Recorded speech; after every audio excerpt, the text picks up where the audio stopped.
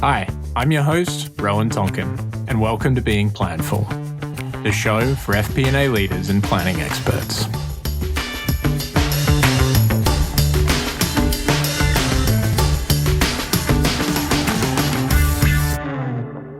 Hi everyone, welcome to the Being Planful podcast.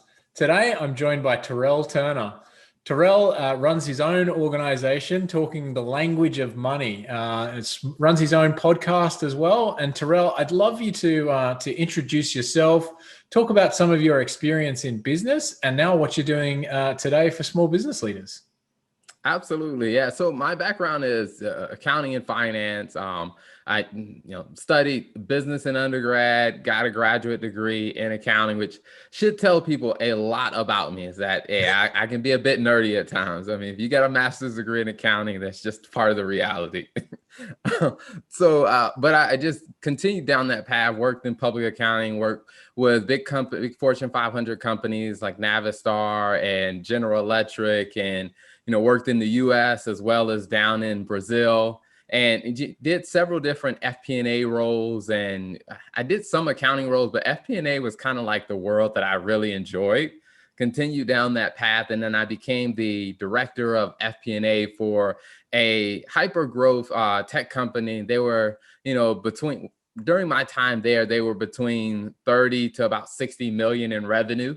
And they just had the privilege of helping put together an FP&A team, kind of building out what that team should look like, and really having to work a lot with the non-finance team to break things down so they kind of understood what the numbers even meant.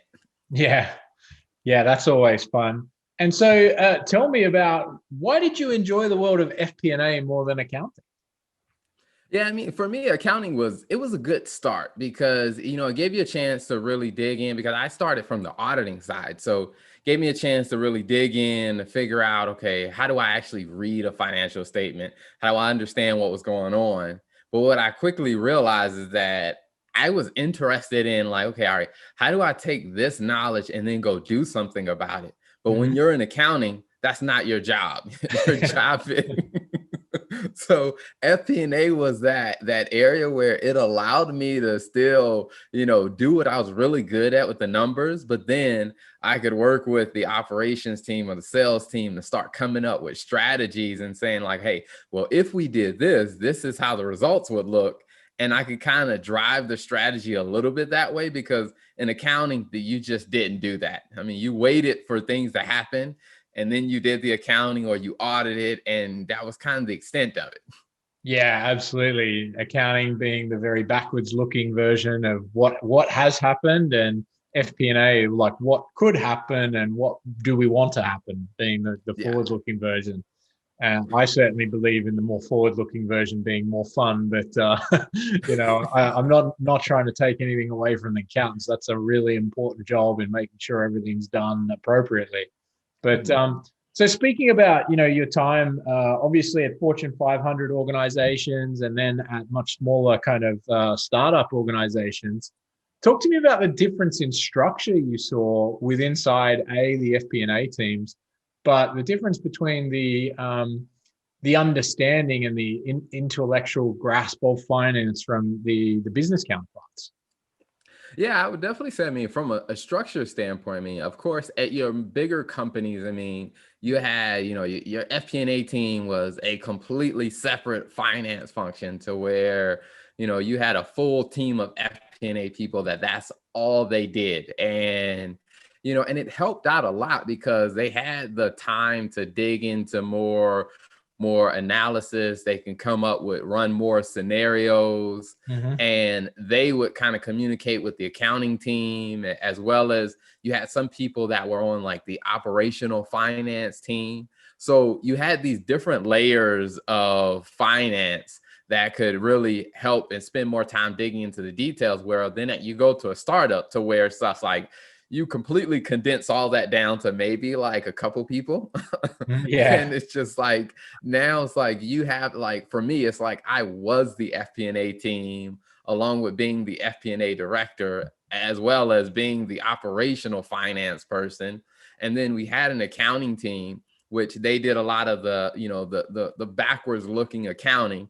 but it's like all of the forward looking stuff was handled by me. So it's just like you didn't have as many people. I mean, now, unfortunately, like I said, I came from, working in the environment where you had all those different layers. And I was fortunate enough to be strategic to have worked through each of those layers. So I knew what each layer, what they brought to the table. So when I went to a startup, I was able to play all the roles that I needed to play to still help the business move forward. But when you're in a smaller company, like I say, I mean, you literally have to wear a ton of hats, and you got to know how to move between them. And then I think also on the operational side, I mean, at a GE, I mean, they did a really good job of giving some of their non-finance team members training to help them understand the basics. Whereas when you go to a startup, everybody's running full speed at doing their thing, that they have very little time to learn or go home and read or go take a week off to go to a class to learn finance. So it's like you have to be the doer and the teacher at the same time when you're working in a small organization. And often the teaching is through doing, right? It's through that kind of sitting down and saying, all right, well, let's just work on this model together, and I'm going to have to educate you as we go is the tough part too. Absolutely. Absolutely. And so when you talked about some of the layers that you saw at the big companies, and thinking about, you said that you got the opportunity to work through those layers. Was that an intentional decision from yourself, or is that just kind of how your career progressed through larger organizations? Yeah, I mean, some of it was a mix of how it kind of progressed just through a larger organization. Now, some of it was I did want to get out of technical accounting. So that move for me was strategic. It's just at the time, I didn't know how many layers existed. I knew that I wanted to get out of accounting to do a little bit more operational. And so I was strategic about making that first step. But I think once I made that first step, and it must have been like impressive to, the leaders that were making those decisions about it, that whether they said, oh, well, if he's willing to make that step, let me introduce him to these other things. So I went through a finance leadership program where, I started doing a finance analysis in R&D. So working with the engineering team and doing a lot of the what if scenario analysis of, okay, what if we redesign this, or what if we came up with this new feature? So a lot on, and working with the marketing team of, hey, well, what could we sell this for if we came up with this? And running a ton of what if scenarios, cash flow models, NPVs, and all of those great things. And then, the next layer was I moved into investor relations, where I was working with the CEO and his staff of a Fortune 500 company, and also being kind of like that link between the CEO staff and the Wall Street analysts. And for me, it was a bit of a shock factor to be on the phone, having to re-explain something to a Wall Street analyst, like this could show up in the Wall Street Journal. So I need to make sure that I have what I'm saying right, because if I get quoted and it's wrong, that could be very bad. Yeah, you really have a meaningful impact on the stock price, and I guess you have to have those numbers memorized all the time, right? Absolutely. I think, yeah, there, I would say that's where I would say my accounting knowledge really helped out a lot, because at the time when we were like, some of the analysts, which I didn't realize, but some of the analysts didn't have a technical accounting background. So they would have some questions about, so why is this way? Or what do you mean by kind of like with the revenue recognition accounting, to where I'm like, oh, I understand that better than you guys, so I can break it down. Yeah. So I would break that stuff down. And even for like the CEO staff, like some of his COO, to where having to break down, hey, here's what this accounting standard means for us operationally. Here's how I would recommend you explain it the next time you get on a call, or the next time you have to get on a stage. It's like just being able to see finance at that greater level. And like I said, it forced me to have to see finance from the eyes of a non-finance person, as opposed to my typical background. Yeah, and I imagine going from that type of environment then into a startup, that gave you a huge probably advantage versus some folks that may not have seen the depth and breadth of FP&A. Maybe they've only ever worked in startups, but going from that enterprise focus, doing a variety of roles, then coming into a startup, you could use that experience in my mind, I would imagine, you could use that experience to then really just drop knowledge bombs across the organization as you need to in order to kind of spur the momentum that a startup's really looking for. Yeah, it definitely did. I mean, it gave me a ton of perspective of, and even as the CEO and the CFO of the startup that I was at, that we would talk about. And one of the things he said is, he was a little hesitant. They were a little hesitant to pull the trigger because they were like, okay, all right, you're coming from a big company. Typically, you find a lot of people who come from big companies, they don't really do as well in a startup because they're just not used to having to wear so many hats. Yeah. But they were like, one of the big things that they really liked was like, you've seen where we're trying to go. So it's like you can point out things to where like, and fortunate for me is like when I was at General Electric, I also did a couple finance leader roles in some of their smaller business units, like businesses, a business that GE had acquired. So I kind of got kind of that ground floor level. All right, how do we take this small business that they just bought to really get it up to the standard that the rest of the organization kind of operates? So being able to see, like, sit in meetings where they would talk about something, like when the sales team would talk about, hey, this is where we want it, what we want to do it, or these are the contracts, is being able to say, okay, all right, 2 years from now, will taking that approach be a good approach? Because if we sign that deal now, 2 years from now, will that be the right type of contract for where the company's going? And me being able to think through that and say, hey, maybe we should tweak this or tweak this. And then working with the legal team, it's like, hey, that language, we probably should keep that in mind. And just being able to bring that to the table was because I had the bigger enterprise level experience.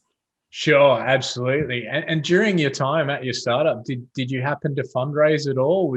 So did your investor relations world come back straight at you?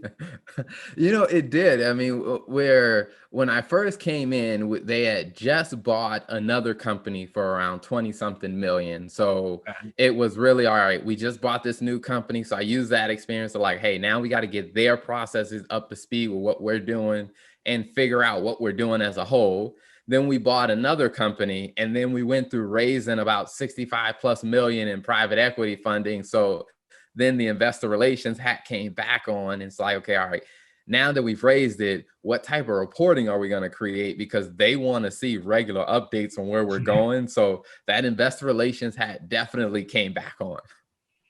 Awesome. So I'm sure that was fun. So talk to me about maybe specifically at the startup world, probably a little bit more relatable for most of our audience.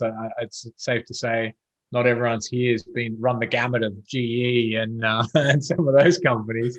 But talk about that environment of trying to change or influence the business leadership into, I know you talk about it on your podcast, the idea of the language of money, right?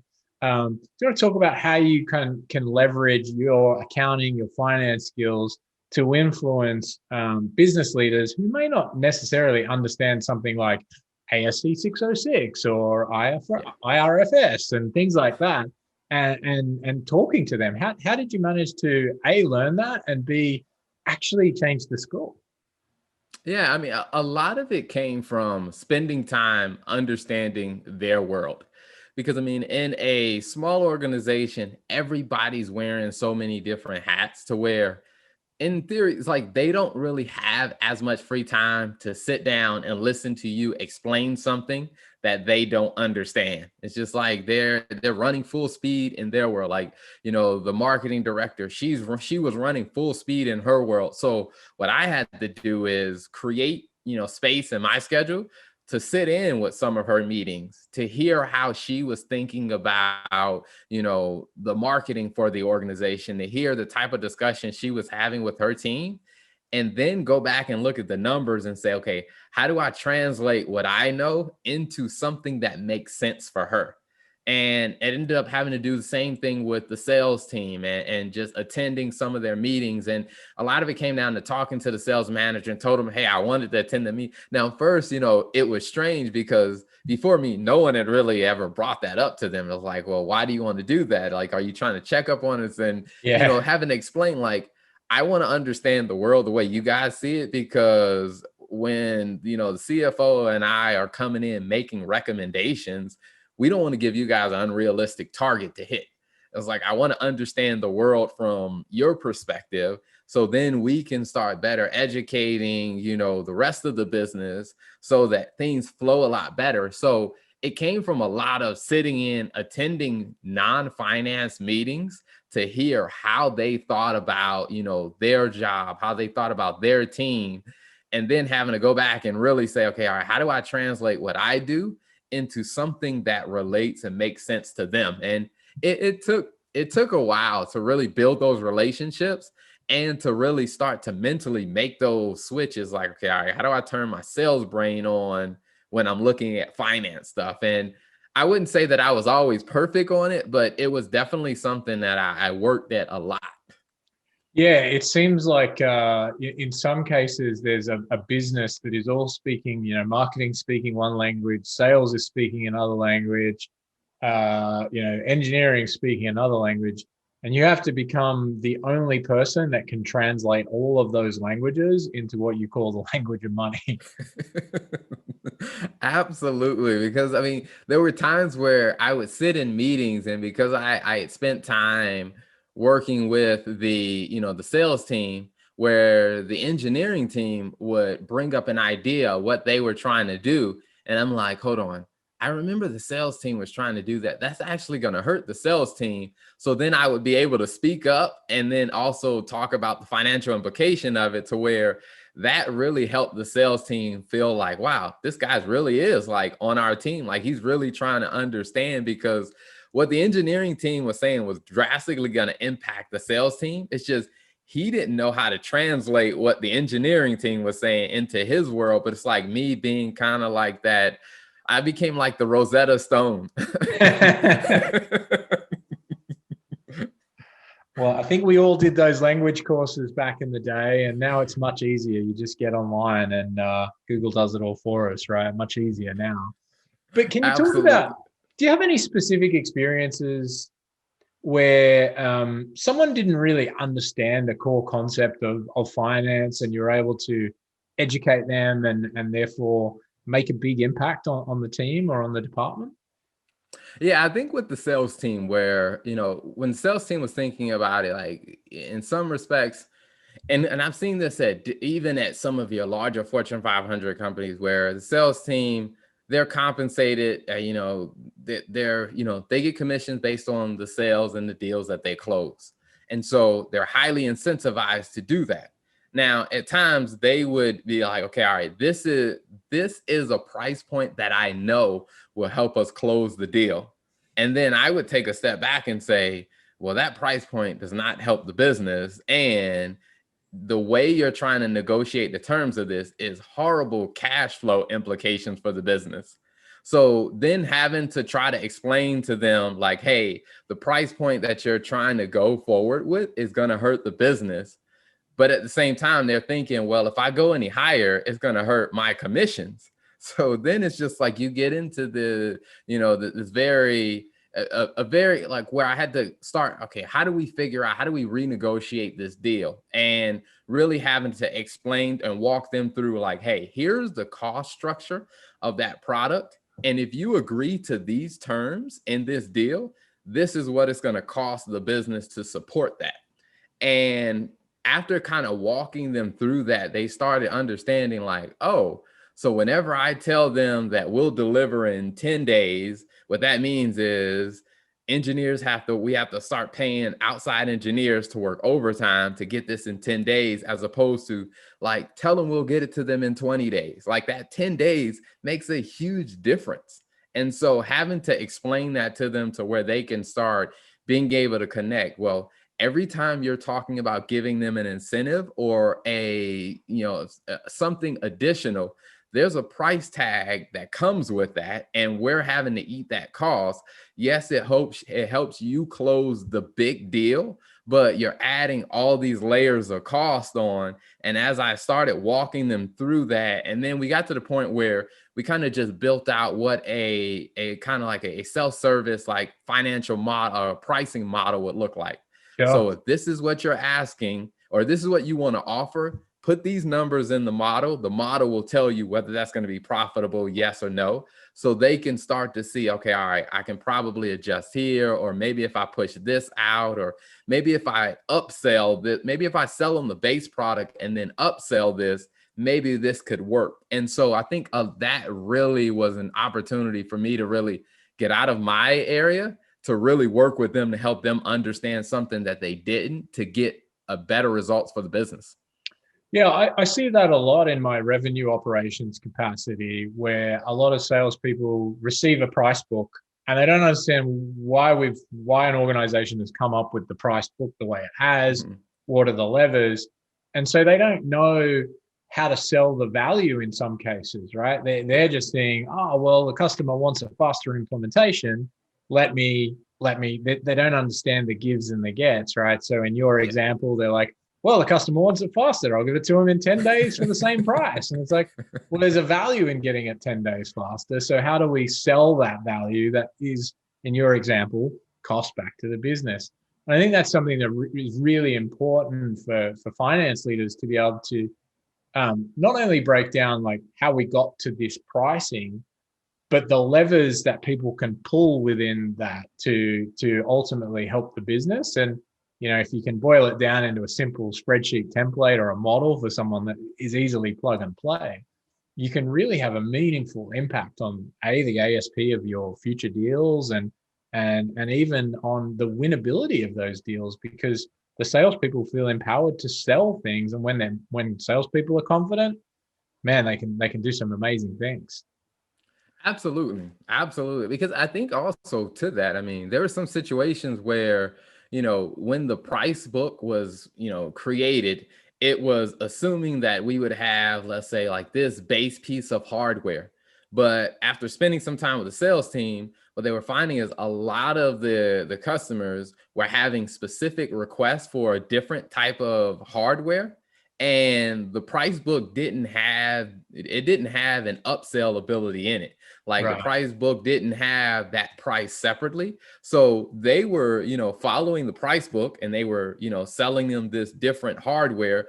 But what we didn't realize until, like I said, I started digging in, like, hey, we're losing money on this because this alternative hardware that they want costs more. We just never accounted for it in our price book. So we went back and came back and said, okay, let's amend the price book and say, hey, if they want this hardware, it's this price. If they want this hardware, hey, this is this price. And when we started doing that, what we saw is like, the profitability started going up because we actually started pricing or selling the value and explaining like, hey, in our base product, you're getting this product. But if you want the upgraded version, because you're going to get this additional incremental value, is this price. And customers were happy to pay that. I mean, the sales team, they were happy because the total sales price went up. So their commissions went up. Yeah. And the business was happy because their profits went up. So, I mean, it was one of those things that, like I said, just diving into their world and translating it back to numbers to say, okay, all right, here's something we can do to help everybody in the scenario a lot better. Yeah, and I think coming from what you just talked about there was the biggest thing that I think, well, I know would have made a difference is gaining that trust first, where you sat in on a lot of those sales and marketing meetings and engineering meetings to gain the trust of the organization. Then you've subsequently learned that there's this lever in the pricing model, which it didn't exist, which is new lever, which is a certain hardware type. And that's associated with value based on the prospect and the company. And you're able to introduce a new lever to your pricing model and ultimately create more value for everyone, right? The customer's happier because they're getting the hardware that they want. The organization is happier because everything's going well. But if you had have just seen that from outside, finance looking in, you would have probably just said we just need to lift everything up, right? We need to lift all prices, rather than understanding that there was a specific hardware lever there that was easy to fix for everyone. Mm-hmm. Absolutely. Absolutely. So one of the things that we talked about is, let's face it, most business people only want to talk to finance when business people want something like headcount, more budget, or we need more budget in the annual plan, or there's something that is a concern or a caution, and generally it's more money, right? How do we get that conversation moving from that request or trigger based conversation to the experience that you had at that organization, where it seemed like you were a true business partner to the team? You're sitting in on their meetings, you're helping guide and advise them throughout the course of their general day-to-day business. Should people think about becoming that business partner? Yeah, I think from the finance standpoint, I think part of it's, it's an ego thing that you have to get over, because I remember having a conversation with one of my mentors when I worked at one of the Fortune 500 companies, and and I was explaining like how I really want to be a business leader, and I mean, this was when I was really young and very naive about things, and I was like, I want to be a business leader. And he said, Terrell, I'm gonna be completely honest with you. He was like, if you're in accounting and finance, the highest level you will reach is the number 2 spot. It is the CEO's job to make, those final calls. Now, your job is to help enable him to make better calls. You probably won't, if you stay in accounting and finance, you won't be the decision maker at the very top. And he was like, and you got to actually understand that and realize that. And for me, it was one of those wake up calls that I realized, like, that is right. My job is to enable good decision making. And I think after that conversation, and I tell other, accounting and finance professionals, it's like your job is to figure out opportunities that you find in the data to help those that are on the front lines executing, help them move forward and move closer to the goals and the targets that they're after. And so I think it definitely takes time of, like I said, first understanding what goal does your revenue operations leader have? Like, what's the most important things to them? Like, what are their targets? I mean, even with the engineering team, like, what's important to them? And once you start to understand what's important to them, then as you look at the numbers, you will inevitably find opportunities. And it's just like bringing those ideas back to them, even if they aren't ideas that the revenue leader or the sales leader or the engineering leader uses. The fact that they know that, hey, you know what, Terrell's over there looking for opportunities to help me get where I'm going, it starts to build that level of trust, to where then they may start to bring you in the conversations on the front end of like, hey, this is what we're thinking about doing. Will this help us get us to our goal faster? And I think, like I said, once you start to build that trust and they start to see you as an ally towards their goal, I think, it makes it a lot easier. Because, I mean, to be completely honest, most people, when I first started coming to those meetings, they were like, oh, finance is here. There's certain things we can't say, because that's just how that's how they see finance and accounting as, hey, finance and accounting professionals are the police. So they're here for compliance reasons. They're not really here to help us fix things, or they're not really here to help us move forward. But I think, on the finance professional side is like, you got to start breaking that wall down by, first understand what are their priorities, and then start bringing them back ideas like, hey, I was looking at these numbers. Even if it's something as simple as, hey, I created this new report that helps you see how close you guys are moving to your goal. Just doing something that simple can start to let them know that, hey, this person is on our side. Yeah, and starting, I think what the key thing that I heard through that was start with them and their goals, not with your version of the world, right? Which is a P&L or a budget or a forecast, right? But if you start with the what's important to you, what's that, and then you can go away and again, back to translation, translate that into a finance view of the world and say, well, take what's important to you. Now, here's something that I think could help. Like, to your point, wow, he's really in our corner here. He's like, and especially if you did it in a way which is like, well, this is outside of the scope of our normal budget or our normal P&L or our normal forecast. And because as a finance professional, you understand the unit economics of everything. So you're then able to say, well, actually, it would make a lot of fiscal sense if we invested in this thing because we could get X return. And a lot of business people, here's a shocking fact, also don't think that you can go outside of budget, right? They're like, oh, I just got given this envelope and that's all I get for the year. And so I would advise other finance folks to realize that you can go outside of a budget. We all know that. But the business people just think that's their envelope. They've got to stay within it or come under it. And they don't see FP&A or accounting professionals as the way of saying, well, actually, they'll help me justify this and get more investment or get ways outside of the normal bounds that I have been constrained by in the annual plan. No, I think that's completely true. I mean, and that doing that really also helped me, bridge a huge gap with one of the sales leaders that I worked with, because when I took the time to understand, the sales leader knew that he needed to hit a certain sales number. He needed to hit a certain ARR number. And so one of the things that I did is I went, okay, all right, if I take your ARR number and we translate that into, we say, okay, the average customer we bring on board does about this much ARR. So you need to bring on, 12 new customers to be able to hit your number. And then I just kind of started working it backwards. Like, for you to bring on 12 new customers, how many people do you need to talk to? Like, what do your conversion rates look like? And then we got that number and we figured, okay, all right, if you needed to talk to, 24 people to close 12 deals. And then I went and talked to marketing and said, okay, all right, how many leads are you targeted to bring in? And then the marketing team was only targeting to bring in 15 new leads. I'm like, well, you definitely aren't going to hit your number. And it came down to, because the marketing team didn't have enough budget to go after, 25 to 26 leads. And I'm just like, all right, maybe we need to like reconfigure the budget. And then so I'm like, maybe the marketing team needs more budget so they can feed more leads so that you can get those 24 people you need to talk to close your 12 deals.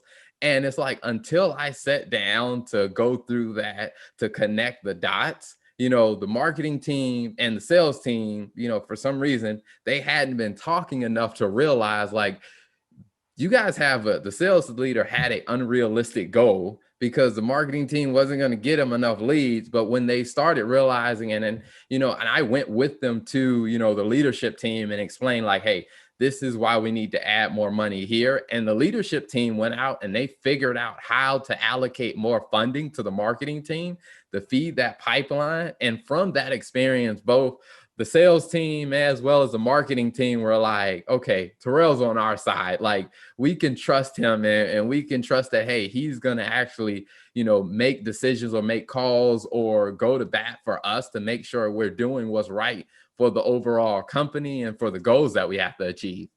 Yeah, I mean, that's a funny story. That's clearly a bit of a mishap in the whole annual planning process in terms of the goal setting and budget setting. I'm going to assume that was happened prior to your arrival.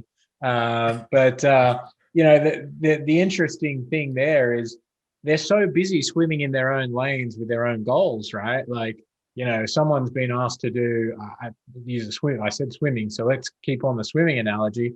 Someone's been asked to do, breaststroke to get down to the other end of the pool, and someone else is doing freestyle. And it's like, hang on, they're both still swimming, different strokes to get there, and they're aligned, but it's not going to happen. Like that race is a very different race. And it takes you to come along to observe from above to say, oh, they're doing two completely different sports, even though it's in a pool and they're in the same time and doing everything. It's a no contest. It's really interesting how often that actually happens in organizations. as everyone is just super busy doing their own thing. Absolutely. I mean, I definitely think it happens more often than it should, because I mean, things like that happen at the startup level. Even when I think back to, times of working in Fortune 500 companies, I saw that happen several times at Fortune 500 companies, to where it's just like, having to get in there and work through the leads, or just work through the numbers. And even when I'd look at, on like I said, companies that were in like the manufacturing space, where the sales team has sold, X number of units, but when I look at the supply chain, they only have enough inventory to do half of that. I'm like, well, you're not going to be able to meet, 100% delivery on that, because and it's like going back, like, hey, we either need to reconfigure the budget, or we got to go find the additional money to close the gap so that the organization as a whole can hit their target. And I think, like I said, a lot of it just became is a lot of people are only swimming in their lane, and there aren't enough people that can see, like, hey, you know what? Well, lane one is doing a completely different stroke than lane two. Maybe we should probably tell them both, hey, both of you guys need to do the same stroke. And then, like you said, you're actually in the same competition. Yeah, and the important part is, like, look, there's obviously things out there that can help connect those dots for organizations. There's software integrations, there's all sorts of goal setting and alignment structures, and really helping businesses achieve that holistic vision where that we've only got X number of widgets to sell. So let's not set a comp plan up that incentivizes our reps to oversell, Y number of widgets. But until you can get to that space in your your back office transformation, where you can buy those tools or build those integrations and have all that data flowing seamlessly to be super connected and super collaborative, FP&A needs to be that translation service and that kind of listening and advising service. Is there any experiences, Terrell, where you can draw on where you've seen that just humming, right? No mistakes, everyone's just kind of flowing through, or have you just it's so, to me it seems so normal, no matter how high performing the organization, there's always going to be a little error here or there because they're either running so fast or they're creating so much change that you can never keep up. Yeah, there was one smaller business unit within GE where I was a finance leader, and where things were humming very, very well. And we called it's like we use this method called the Lego method, where we literally, like, on the shop floor, to where every stage of the process, we literally had Legos, and the different colors represented something different, to where every morning what we go through is you stack the Legos and say, okay, all right, how many deals were in this phase of the process? And we would stack the number of Legos. So, like, at any given day, the team could go out there and look at the board and see, well, where are most of the Legos being bottlenecked, or where are most of the Legos sitting? Or it's like, hey, the Legos I'm responsible for, are they moving smoothly through the process? And I think being able to, like, bring it back to like a childhood toy for so many people to see physical Legos, to where it's just like, it made it so simple for people to understand, like, oh, okay, when I do this, it's messing up that person down there. But being able to visualize it that way, I think that was probably one of the experiences where I would say things were humming, that they were just flowing well. And I think it really came back to, like, how do we break this down and have something that does a very good visualization of what we individually know in our head, but how do we put it down so that everybody can see a visual representation of the information we have in our head, so everybody can follow the story that's going. I'm not sure how our listeners can do the Lego method in the current Zoom environment, but what I like, to me, that's so interesting. It's such a tactile, visual, you would feel really connected to that process because you're literally connecting things as you're going. That's really cool. I've never heard of anything like that, but Yeah, I'm sure Lego are online right now as well.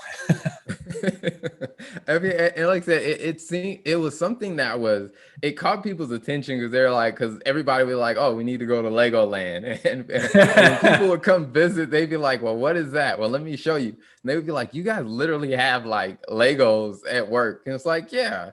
And then when we explain it to them, like in a matter of moments, I think when you have a very good visualization tool, and in our case, it was physical Legos. But when you have a very good visualization tool, it's like the learning curve that people need to understand what's going on dramatically goes down. And so for me, it's one of those things that I carry through of like, okay, all right, how do we get some type of visualization in, whether it's using charts or, I mean, whether it's using physical objects if we can, but it's just like, how do we break away from just throwing numbers on the board to how do we get some visual to where when people look at it, they can quickly get an idea of what's going on and they kind of know where they play into the whole process. Yeah, 100%. I think it's that whole, even engineers do this sometimes where they're all in a room together. They ditch the whole systemized process and they go back to the sticky notes on the whiteboard or on the cushion pin board, and they just move the sticky notes on as to how things are going. And then just that tactile, really connected nature of, oh, I can see my little object is really, really powerful for folks in terms of kind of how you see the future of finance. As you talk on your podcast, Business Talk Library, you talk to a lot of small business leaders and give advice to more small business leaders. What do you see for the organizations that are kind of growing, and where do you think they should be looking to make their investments, whether it be more FP&A heads to go and create all those layers? Or is it more, actually, where do you see finance going for kind of small, fast growing organizations? Yeah, for small, fast growing organizations, I definitely think their investment needs to definitely be in the tools that they have. Because in a smaller, fast growing organization, you may not have the luxury of having the sales leader sit and wait for the finance person, because you may only be like one or maybe five finance people. They may not have the luxury of waiting for you to come around to them again, to where you need to have some type of tool that allows you to communicate, the relevant information to them in almost a kind of a real-time basis. There has to be some way, and especially in this remote world that we're in, they may not be able to wait for you to hop on a Zoom before they close that next deal. So you need to have some type of tool that allows you to share information, share the insights that you're learning from other parts of the business. Because, just to be completely honest, when an organization is thinking about growing, the finance team is usually not the one that gets, the first pick of, hey, we're going to add more heads. I mean, that's Yeah. just usually not what happens. Yeah, So it's normally when things get to breaking point, and that poor, that single FP&A who's also kind of been doing the accounting, or with outsourced accounting to someone else, and someone's at breaking point, right? yes. And so I think the way that finance professionals can definitely get ahead of that, I think is starting to, to have tools that allow them to systemize some of the repeat things. So they spend less time doing, the transactional backward looking things. It's just like, how do you get tools that can automate some of that? So you spend more time really looking at, hey, the what if scenarios, and just kind of like, hey, before a decision is made, you being able to get somewhat of a glimpse, whether it's, building a basic tool or basic framework that allows you to put in a few variables. And then you can start to get an idea like, hey, what might this look like if we change these variables? Because I think that's what the rest of the business needs from the finance team. Because like I said, a lot of the accounting functions, they are starting to be able to handle by technology.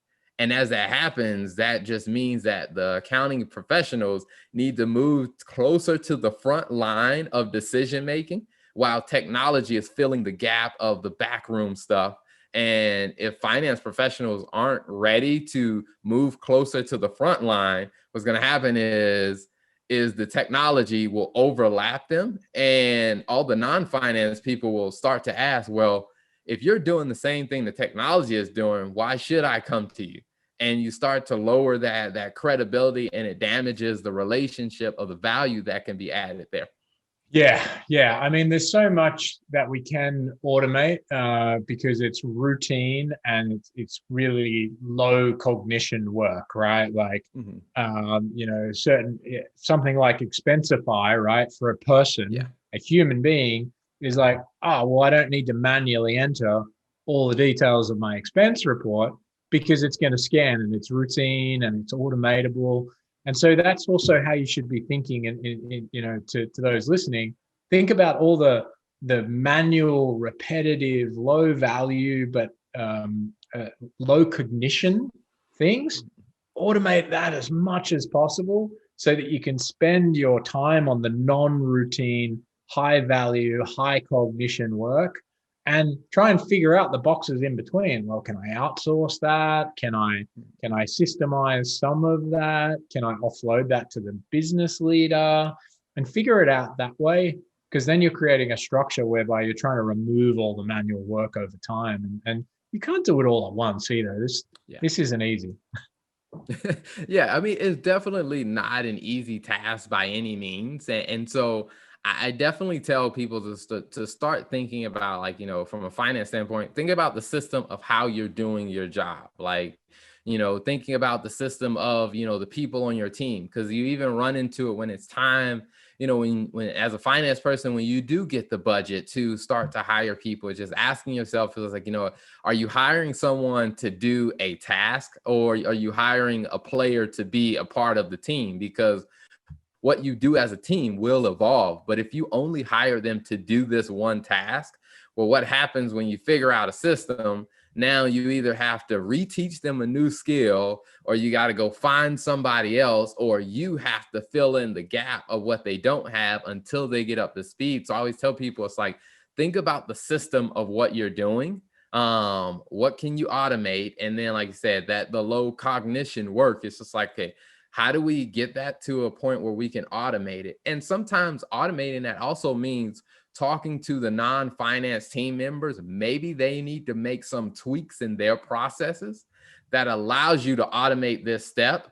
But I think, then again, it's, being a salesperson or being a person who can communicate the value and say, hey, if you guys do it this way, it allows us to automate this function, so I can spend more time helping you sell more deals, or helping you get better pricing, or helping you do more analysis. And when I started doing that, like, the non-finance teams were always willing to say, yeah, we can tweak that. If that means we'll get more of your time to help us do this stuff on the front end, yeah, we'll tweak what we're doing so that flows automatically. And I think finance people have to start thinking about the system of what they do and less about the task that they're doing, because as we move into the new world of business and things get faster and different decisions have to be made more rapidly, more real time, the non-finance team, they're going to need the wisdom that's in their finance person's head. But if that finance person is so busy doing, low cognition, repetitive work, they won't be there to actually help provide the insight and be the business partner that they should be. Well, Terrell, I couldn't agree more with everything you just said there. That's exactly what I think businesses need from their FP&A leaders is they need that kind of that space for them to go off and think. I know you talked about it earlier when you talked about what did you see the difference from the enterprise organizations was. It was that they had more time to be able to do those specifics, and they were able to run more scenarios, do more analyses, and therefore be more confident about the output. And that's what all business leaders are looking for. But you can't do any of that if you've only got time to run one scenario and check that for errors before running 2 or 3 or 4 or even 20 different scenarios, and the businesses owe it to themselves to unlock that strategic value that sits inside of finance people as well. Absolutely, absolutely. I think it brings so much more peace to everybody involved in the process when when the non-finance team members that are responsible for making a decision can make a decision more confidently because they were able to look at it from different scenarios. Like, hey, we ran 5 scenarios on this, and out of the 5 we ran, this is the best outcome, as opposed to, well, I only had time to run 1 scenario. I hope this is right. I mean, it's just like being able to run more makes them feel more confident as they move forward in those decisions. 100%. Well, Terrell, this has been an awesome episode. I've loved having you on. I know our listeners will have done so as well. Do you want to talk to the listeners about where they can hear more from you? Yeah, definitely. So the Business Talk Library is the kind of the content company that my wife and I create a lot of content for. I mean, she's an executive with a Fortune 500 company in finance and accounting as well. And so we collaborate on a lot of different things that we've either done for other companies, or we're currently doing, or things that we're working through. And we share a lot of that insight just to really help small business owners, medium-sized businesses, really break things down and make it simpler so they can hear it and be like, okay, all right, that makes sense. I can go do something about that. And they can find that on businesstalklibrary.com. Awesome. Terrell, well, thank you so much for being on Being Planful, and hope to chat to you soon. Thank you for having me. Make sure you hit subscribe on Apple Podcasts, Google Play, Spotify, or wherever you get your podcast so you don't miss an episode. Thanks for stopping by.